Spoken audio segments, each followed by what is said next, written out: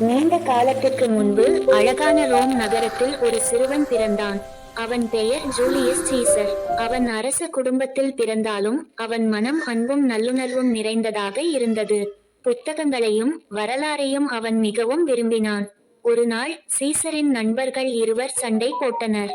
அப்போது சீசர் அமைதியாக நடுவில் வந்து, சண்டையால் நட்பு கெட்டுவிடும், பேசி புரிந்து கொள்வோம் என்றான். அவனது வார்த்தைகள் நண்பர்களின் மனதை தொடர்ந்தது. காலம் சென்றது. சீசர் இளம் வயதானான். அவன் ரோம் நாட்டின் படையில் சேர்ந்தான். தைரியமும் ஒழுக்கமும் அவனிடம் நிறைந்திருந்தது. ஒரு கடினமான தருணத்தில் வீரர்கள் சோர்ந்து நின்றனர். அப்போது சீசர் முன்னே வந்து, நாம் ஒன்றாக இருந்தால் வெற்றி நிச்சயம் என்றான். அவனது துணிச்சலான குரல் எல்லோருக்கும் தைரியம் கொடுத்தது.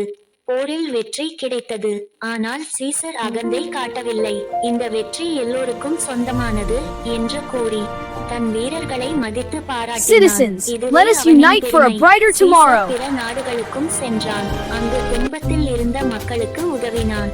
அவர்களிடம் அன்புடன் பேசினான். அவர்கள் சீசரை ஒரு தலைவராக அல்ல, ஒரு நல்ல நண்பனாகவே பார்த்தார்கள்.